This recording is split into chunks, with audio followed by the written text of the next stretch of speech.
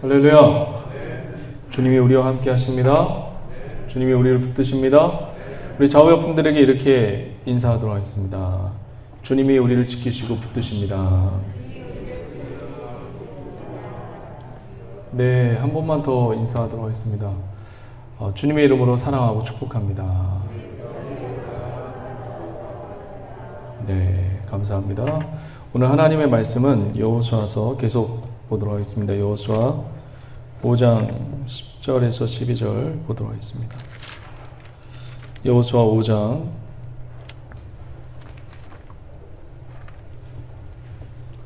10절에서 12절 말씀입니다. 이제 광야의 40년 생활을 끝마치고 요단강을 건너서 드디어 길갈이라는 땅에 이제 안착을 하게 되면서 하나님께서 이스라엘 백성들에게 명령한 내용입니다. 그 내용을 통해서 오늘 우리에게 어떤 메시지를 전해주고 있으며, 그리고 오늘 현대인들에게, 그리고 그 당시 이스라엘 백성들에게 어떤 메시지를, 어떤 의도를 전해주기 위해서 하나님께서 이 말씀을 하셨는지 우리가 오늘 살펴보고, 꼭 좋아하는데 삶 속에서 적용해야지만 내 것이 됩니다. 적용하는 그런 삶을 사시기를 주의 이름으로 간절히 축복합니다. 여호수아 5장 10절에서 12절을 우리 교독하도록 하겠습니다. 제가 먼저 읽어보도록 하겠습니다. 또 이스라엘 자손들이 길갈에 진쳤고 그달 14일 저녁에는 여리고 평지에서 유월절을 지켰으며,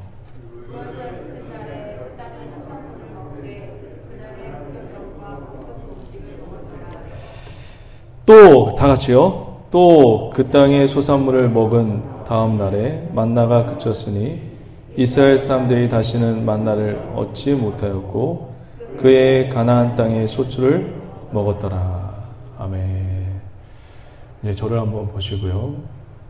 이스라엘 백성들이요, 히브리 민족이 광야에서 40년 동안 방황을 했습니다. 방황한 이유가 도대체 뭘까요? 성경에서 뭐라고 얘기하고 있죠? 그들이 야훼의 음성을 청종하지 아니하였더라. 하나님의 음성을 청종하지 않았어요? 그러면 누구의 음성을 청종한 걸까요? 도대체 세상의 음성, 자기 내면의 음성. 하나님의 음성을 청종하지 않았다는 얘기는 세상과 사단과 어둠의 소리를 청종했다는 것입니다. 내 내면의 소리를 청종했어요. 이 내 자신은 어떤 존재인가요? 죄악 덩어리란 말이에요. 타락함으로 말미암아 죄인이 되었단 말이에요. 이 죄인이 한 이야기를, 이 내면의 소리를 들어봤자 무엇이 선한 것이 나오겠습니까? 선한 게 나올 수가 없죠. 야훼의 말씀을 청종하지 않았다는 얘기는 또다시 무슨 얘기를 하냐면 주님의 뜻대로 살지도 않고 주님을 배반하고 배역하고 폐역하고 그렇게 살았다는 얘기밖에 우리가 할 수가 없습니다. 40년 동안 이스라엘 백성 히브리 민족은 광야 땅에서 그렇게 살아왔어요. 그런데 하나님의 은혜로 이번에도 또 하나님의 은혜로 요단강을 건너서 지금 길갈에 안착을 하게 되었습니다. 그 길갈에서 하나님께서는 뭐라고 말씀하시죠? 할례를 행하라. 할례가 뭐예요? 할례가 남성의 생식기의 표피를 자르는 게 할례예요. 여러분, 왜 하나님은 광야에서 40년 동안 뭐 하셨을까요? 그때 할례를 명하면 되는데 왜 굳이 지금 요단강을 건너요? 요단강을 건넜어요. 뒤로 후퇴할 방법이 없어요. 요단강을 건너서 후퇴할 공간도 없어요. 굳이 여리고 가나안 사람들과 전쟁을 앞두고 있는 이 시점에서 왜 남성의 생식기 그 표피를 자르라고 말씀하고 있을까요? 가나안 땅에 이제 전쟁이 얼마 안 있으면 전쟁이 일어나요. 너무 바빠요. 너무 바쁜 시간대에 하나님이 우리에게 할례를 명하고 있어요. 이스라엘 민족에게 할례를 명하고 있어요. 바쁘지 않는 불순종할 때 광야의 땅에서 할례를 명하면 얼마나 좋아요. 근데 굳이 요단강이라는 갇혀놓고 가둬놨어요. 후퇴할 퇴로가 없어요. 거기다가 갖다 놓고 거기서 할례를 명합니다.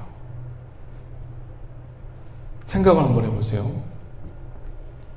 이 할례를 하는데 내부에 첩자가 있어서 이 할례를 행하는 것이 적군에게, 가나안 땅 민족에게 내부 정보가 새어나간다고 생각을 해보세요.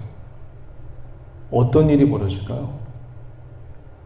끔찍한, 오히려 역습을 당할 수 있는 그런 위험한 상황에 지금 처해질 수도 있어요. 내부 첩자가 있다면. 이 정보를 가나안 민족에게 간첩이 있다면,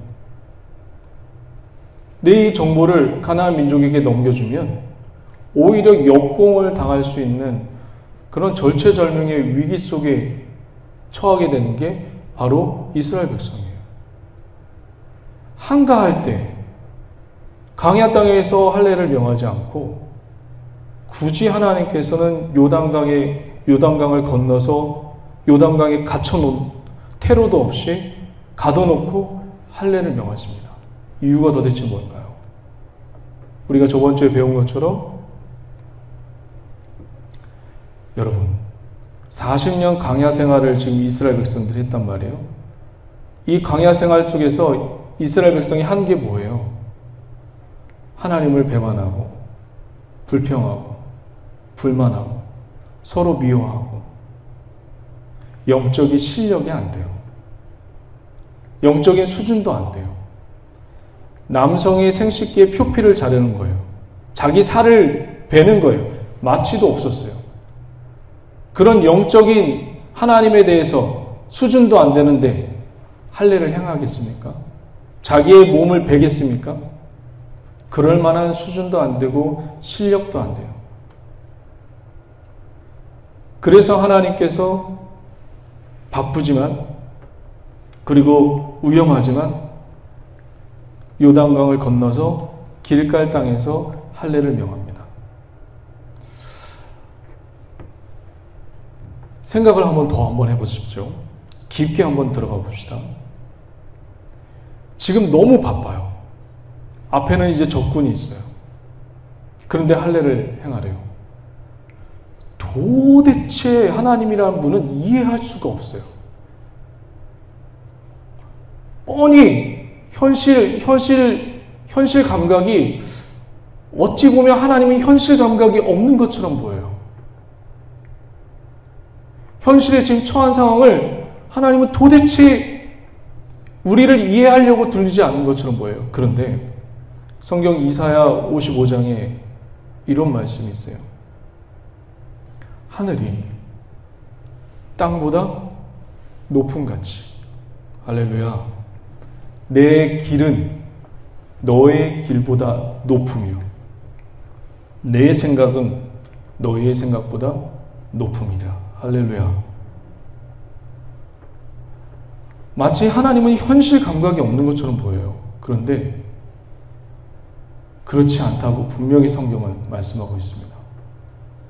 우리는 내 생각과 내 뜻대로 할 때 망하는 길이고, 하나님의 생각과 하나님의 뜻대로 할 때 승리하는 길을 걷게 되는 놀라운 은혜가 임할 줄 믿습니다.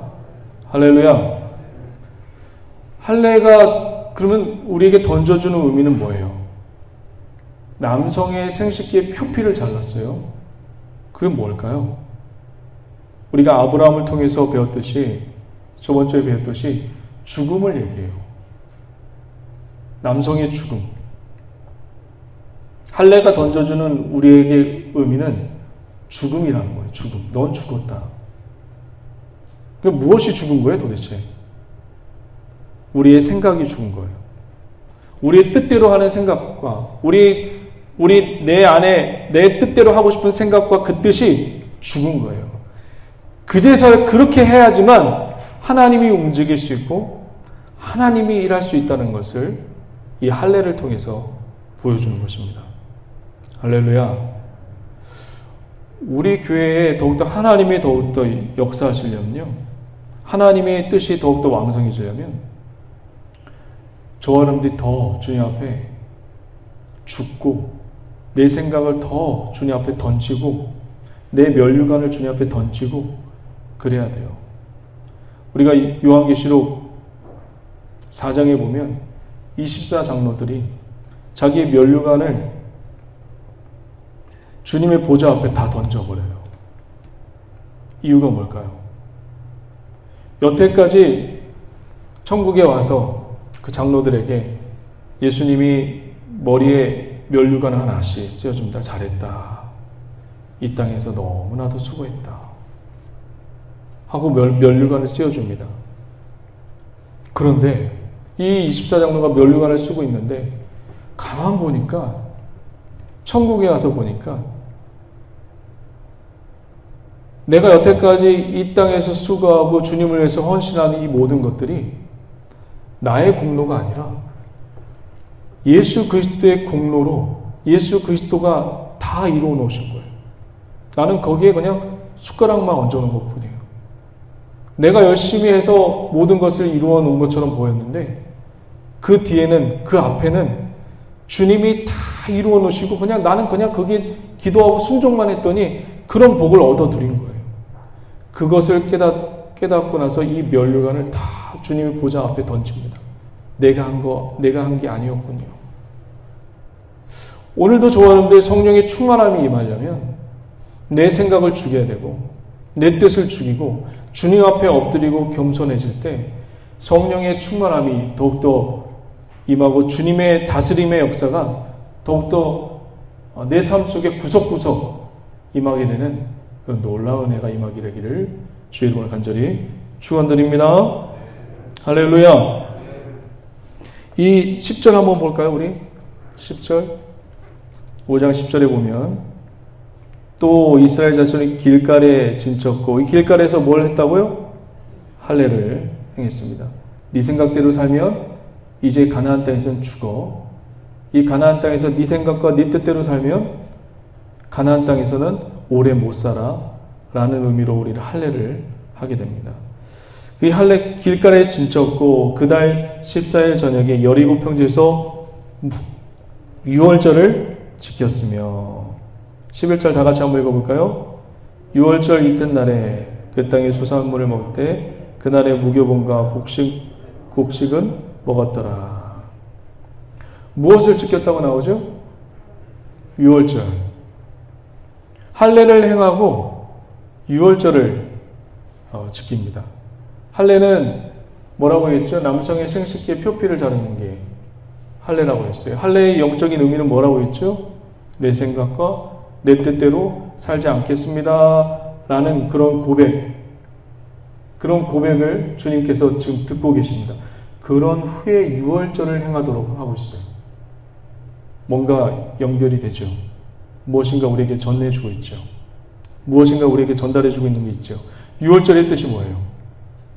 유월절. 이스라엘 백성이 애굽에서 노예 생활을 하고 있을 때 하나님이 모세를 보내셔서 이스라엘 백성들을 위해서 애굽 땅에 무엇을 보내죠? 10가지 재앙을 보내요. 한번 생각해 보세요. 이 10가지 재앙은 애굽 민족 편에서는 재앙이에요. 그러나 이 10가지 재앙은 이스라엘 편에서는 뭐예요? 은혜예요. 축복이에요. 할렐루야. 저와 여러분들이 이 세상 속에서 돌아가는 이 지금 코로나의 이 전염병 속에서 우리가 깊은 은혜와 통찰을 우리가 알 수 있는 건 뭐냐면 이것이 저주이고 축복이고 전염병이 고통이에요. 그러나 우리 그리스도인들은 이것 가운데서도 이런 가운데서도 하나님의 은혜를 주고 계심을 믿으시길 주의 이름으로 간절히 축원드립니다. 10가지 재앙은 애굽 민족에게는 재앙이에요. 그러나 이스라엘 민족에게는 축복이고 은혜입니다. 마지막 재앙이 뭐죠? 장자의 죽음이에요. 고대인의 인식 속에, 이 머릿속에 장자의 죽음은 무엇을 뜻하냐면, 장자를 죽여요. 고대인에게 장자가 없어져요. 그러면 어떤 생각을 가지는지 아세요? 고대인들에게. 이 고대인들에게 장자가 죽음은 무엇이냐면 다 죽었어요. 다 죽음을 얘기하는 거예요. 그 밑에 있는 사람도 다 죽은 거예요. 장자는 내 기력의 시작이라고 말씀하고 있잖아요. 고대인의 인식 속에 장자를 죽인 것은 다 죽인 거예요. 애굽의 장자를, 그리고 애굽의 가축의 첫 태생을 하나님이 다 죽이시죠. 그런데 어떤 사람만 살죠? 어떤 사람만 살죠? 이스라엘 백성만 살잖아요. 그렇죠? 이스라엘 백성은 어떻게 살죠? 어린 양의 피를 좌우 임방과 문설주에 발랐다고요? 그것을 보고 죽음의 사자가 보고 넘어갔어요. 통과했어요. 어린 양의 보혈의 피가 발라있네? 이것을 넘어갔어요. 그래서 유월절이라고 하는 거예요. 통과해요.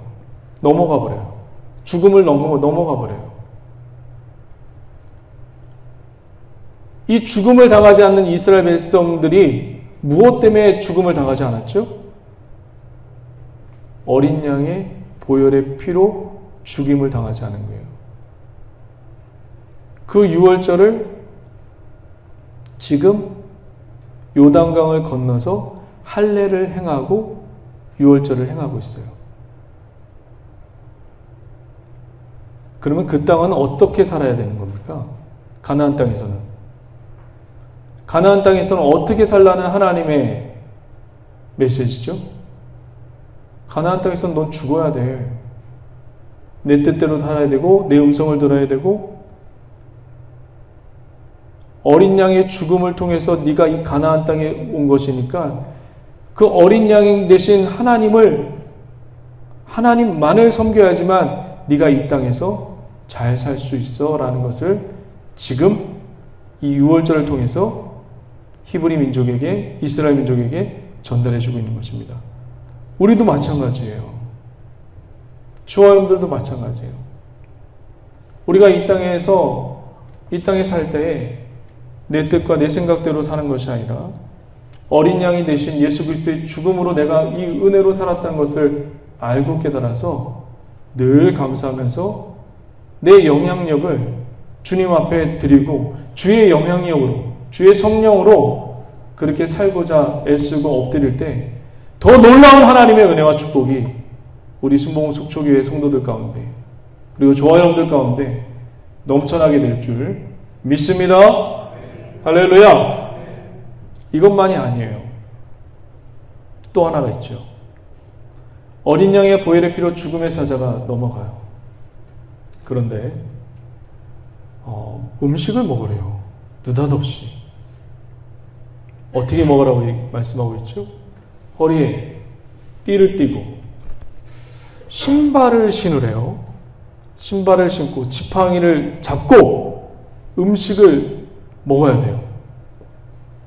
근데 음식을 먹을 때 어떻게 먹어야 되냐면 급하게 먹어야 돼요. 급하게. 천천히 먹는 것이 아니라 급하게 먹어야 돼요. 자, 한번 생각을 해보세요. 허리에 끈을 둘렀어요. 그리고 신발을 신었어요. 지팡이를 들었어요. 급하게 먹어야 돼요. 이 모습은 어떤 모습이에요? 이 모습 어떤 모습이에요? 어떤 모습이에요? 뭔가 먼 여행을 떠나는 그런 나그네 같은 모습 아니에요? 저와 여러분들 꼭 기억하세요. 이 유월절 예식을 하나님께서 이스라엘 백성들에게 하시는 이유가 있어요. 너희들은 이 땅에서 영원히 살지 못한다는 것을 얘기해 주고 있는 거예요. 너희들은 이 땅에서 나그네 인생이라는 것을 보여주는 거예요. 그러니까 우리는 이 땅에서 나그네예요. 나그네. 주인 노릇하면 안 돼요. 자기의 영향력을 뻗치려고 하면 안 돼요. 저 여러분들은 어떤 인생이에요? 나그네 인생이에요. 나그네 인생이기 때문에 집도 없고 뭐도 없어요. 그러면 누구를 의지할 수밖에 없죠? 집도 없고 돈도 없어요. 그럼 누구를 의지하면서 살아야 되는 얘기예요? 하나님을 의지하면서 살라는 얘기를 지금 6월절 예식을 통해서 지금 이스라엘 민족에게, 히브리 민족에게 전해주고 있는 거예요. 이것을 보고 있는 우리들은, 우리 독자들은 어떤 생각을 가지고 살아야 돼요? 여러분, 지금 영원한 삶을 사는 사람이 있어요? 여기서? 죽도록 사는 사람이 있어요? 없어요. 저도 죽고 여기 있는 사람 다 죽어요. 이 땅은 나그네라는 것을 꼭 잊지 마세요. 그래서 이 땅은 나그네이기 때문에 영원한 삶을 살 수 없기 때문에 누구를 의지하며 살아야 돼요? 하나님을 의지하며 살아야 수밖에 없어요. 하나님을 의지하는 저와 여러분 되시길 주의 이름으로 간절히 축원드립니다. 요단강 건너서 길가에서 할례를 행하시고 유월절을 행하게 하십니다. 이 유월절이요, 언제 한 것 같아요? 지금까지 총 여호수아까지 지금 보고 있는데 출애굽 때 한 번 해요. 애굽의 장자가 죽을 때, 초태생들이 다 죽을 때, 그때 유월절 예식을 한 번 해요. 그리고 언제 또 한 번 하죠? 시내산에서 말씀을 받을 때, 그때 또 한 번 합니다. 광야 시대 때 38년 가운데 했을까요? 38년 광야 생활 가운데 한 번도 안 했어요. 지금 이게 세 번째입니다. 가나안 땅 들어가서 세 번째 지금 하나님께서 하라고 지금 명령하시는 거예요. 광야에서는 왜 안 했을까요? 광야에서 아까도 얘기했듯이 이 유월절을 할 만한 수준이 안 돼요. 능력도 안 돼요.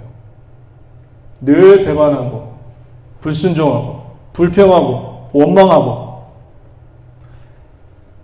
값어치를 몰라요. 제가 우리 막내둥이한테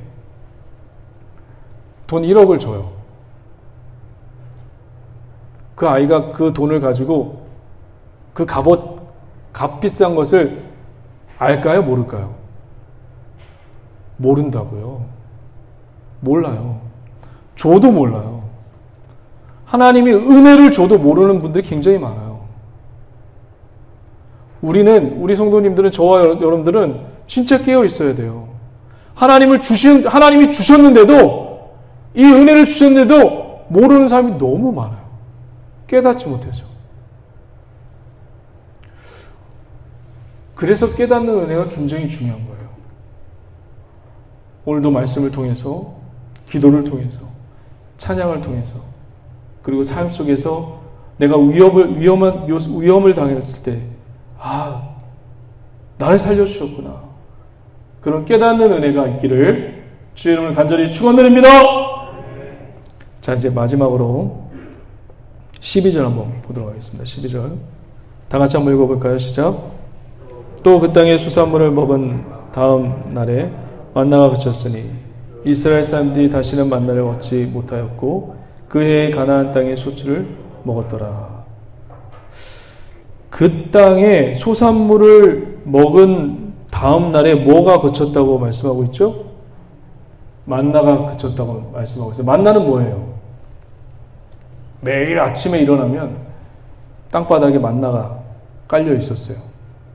내가 내 열심과 내 노력으로 하지 않아도 아침에 일어나면 하나님께 초자연적인 역사를 베풀어서 만나가 하얗게 뒤덮여 있었어요.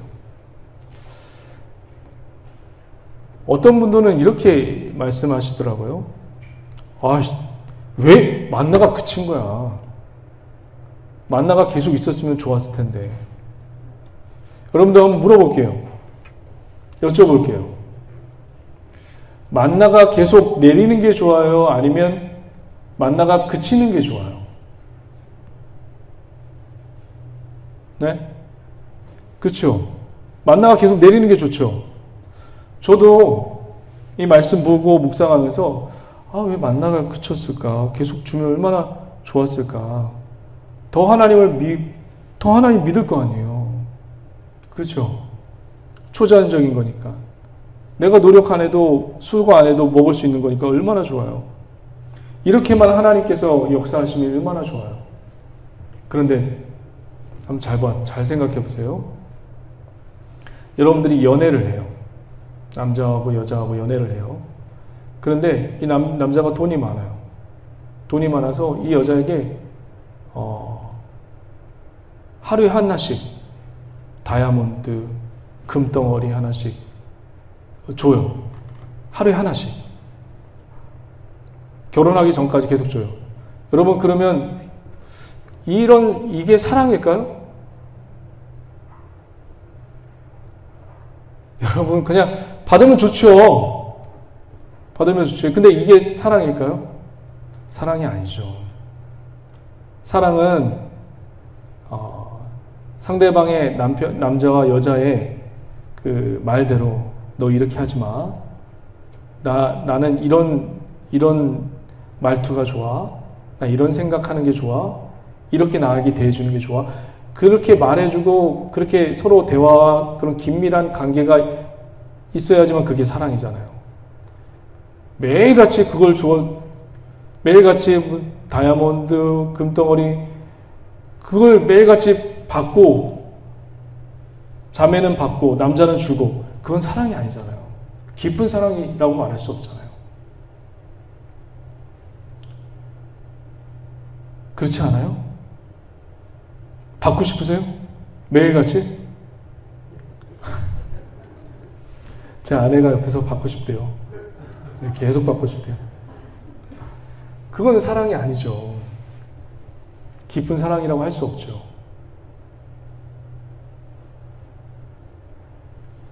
그 남자의 말대로 해주고 그 여자의 말대로 해주고 내가 싫어하는 건 이거야.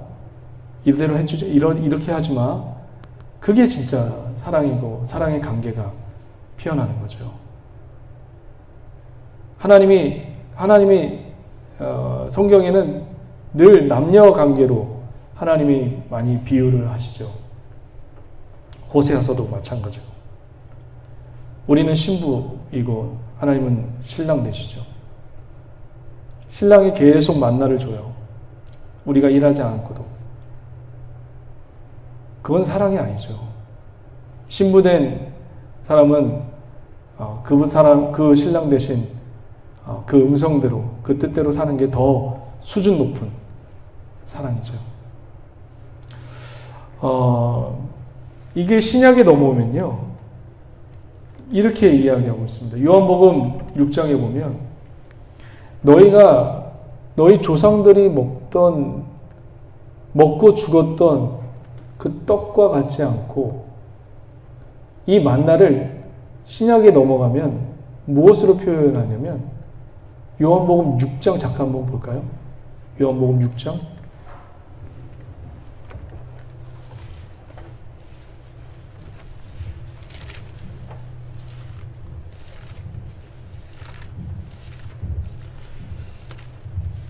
지금 하나님은 수준 낮은 사랑을 하고 싶지 않은 거예요. 이제는 수준 높은 사랑을 지금 하고 싶은 거예요.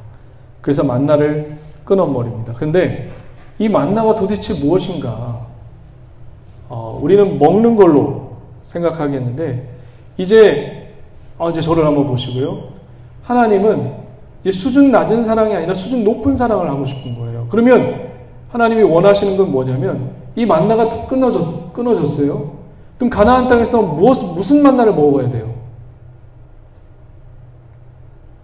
만나가 끊어졌단 말이에요. 그럼 가나안 땅에는 어떤 만나를 먹어야 되죠?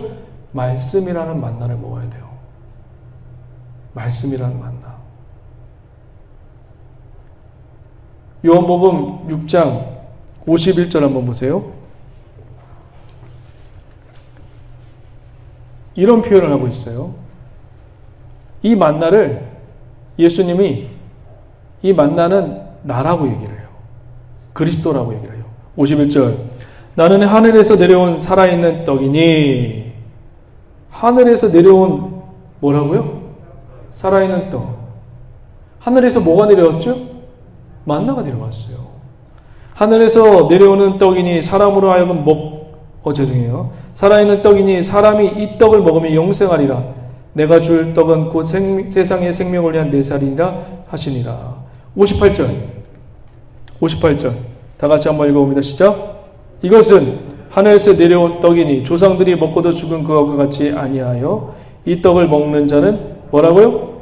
영원히 살리라. 이 하늘에서 내려온 만나가 누구예요? 그리스도예요. 신약으로 넘어오니까 그리스도예요.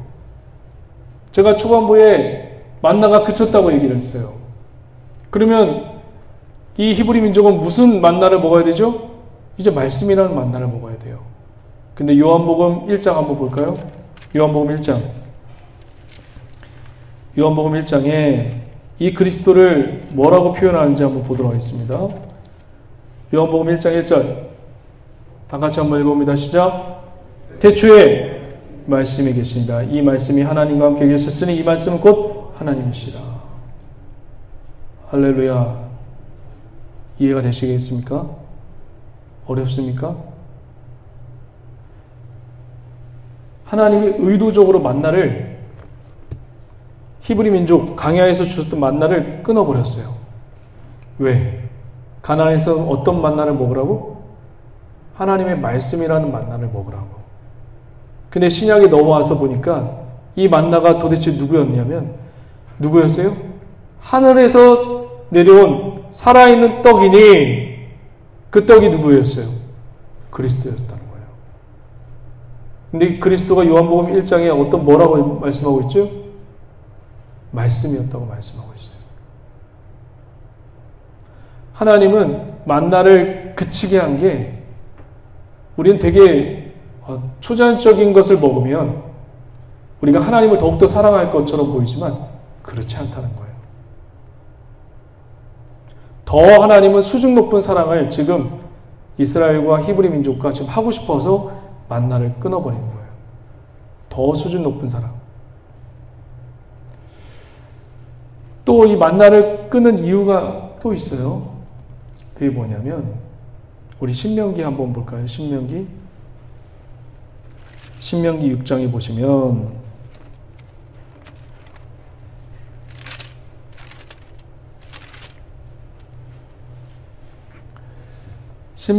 보시면 이제 펴보시고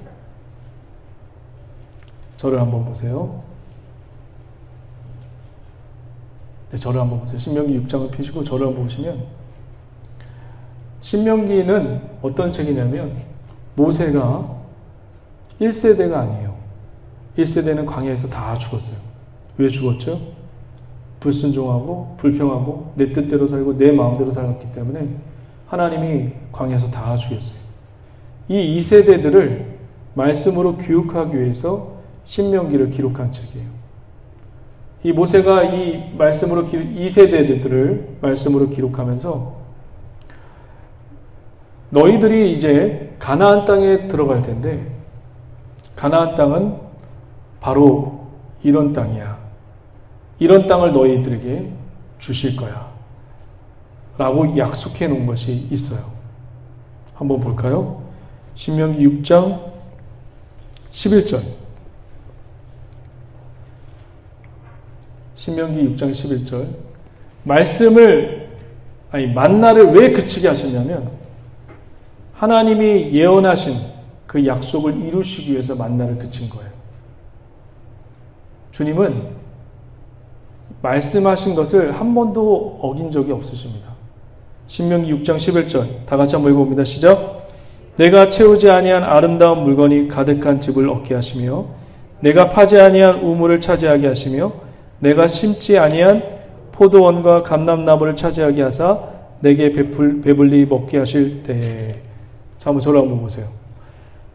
지금 이스라엘 민족, 히브리 민족이 40년 동안 광야 생활을 했어요. 40년 동안 광야 생활을 했는데 어떤 생활을 했죠? 불순종과 불평과 원망과 주님을 배반하고 배역하는 삶을 살았단 말이에요. 뭐가 예뻐요? 저 같았으면 계속 광야에다 내버려뒀을 것 같아요. 제가 만약에 신이었다면. 그런데 이 40년 동안 고생한 히브리 민족, 이스라엘 민족을 하나님께서 본인이 하신 약속과 예언의 말씀이 있기 때문에 지키십니다. 그런데 그 땅에 들어갔더니 지금 이스라엘 민족이 들어가서 지금 먹고 있거든요. 그 산 소산물을 먹고 있거든요. 근데 그들이 심지 않았던 거예요. 그렇죠. 그들이 파지 않았던 우물을 지금 먹고 있어요. 그들이 애쓰지 않고 노력하지 않았는데도 하나님이 지금 다 예배해 주신 것을 지금 이스라엘 민족이 먹고 있어요. 은혜 아니에요, 은혜? 불순종과 배반과 패역한 이 이스라엘 민족이 아무 대가 없이, 아무 조건 없이 하나님이 고생했다고, 수고했다고, 가나안 땅에 들어가서 가나안 사람들이 심어놓고 개간해 놓고 돌짝밭을 다 개간해 놓은 땅을 지금 이스라엘 민족이 아무런 조건도 없이 그냥 가서 먹고 있어요. 불순종하고 패역했던 이 사람들을. 이건 은혜라고밖에 설명할 수 없어요. 하나님이 약속하신 게 있어요. 오늘 말씀처럼. 신명기 6장에 있는 말씀처럼 본인이 그렇게 말씀하셨단 말이에요. 네가 심지도 않고 파지도 않는 것을 먹게 하게 하겠다. 그것을 지금 이루시는 것이에요. 지금 하나님께서. 참 생각해 보면 저와 여러분들이 신이라고 한번 생각해 보세요. 신. 하나님이라고 생각해 보세요. 여러분들을 배반하고 여러분들을 욕하고 여러분들을 힘들게 하고 그런 사람들을 지금 가나안 민족들이 다 개간해 놓은 거, 그들은 비록 우상에 젖어 있지만 다 개간해 놓은 것을 하나님이 아무 조건 없이 고생했다. 40년 동안 고생했다. 하면서 그냥 주고 있어요. 만나 대신. 이게 놀라운 은혜이고 축복 아니에요? 40년 동안 고생을 했는데, 광야에서 40년 동안 고생했는데 가나안 땅에 아무것도 없어봐요. 또 개간해야 되고 또 그 돌짝밭 같은 것을 다 하나씩 걸러야 되고 거름을 줘야 되고 다시 개간한다고 생각해봐요. 어마어마한 일이 이 이스라엘 민족에게 다가오지 않겠습니까? 그런데 하나님께 그런 땅을 지금 주고 계세요. 이런 은혜가 우리 성도들과 그리고 저에게 넘쳐나기를 주의로 간절히 축원드립니다. 말씀에 순종할 때, 말씀대로 살 때 그런 놀라운 은혜의 역사가 일어날 줄 믿습니다. 기도하시겠습니다.